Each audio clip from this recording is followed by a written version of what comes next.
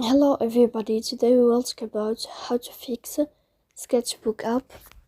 You will click on settings.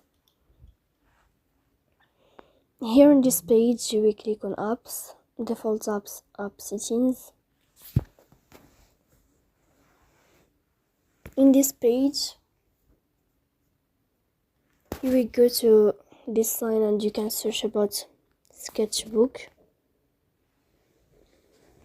Here you can click on first stop and you can click OK. After that you will enter to storage. Then you can click on clear cache.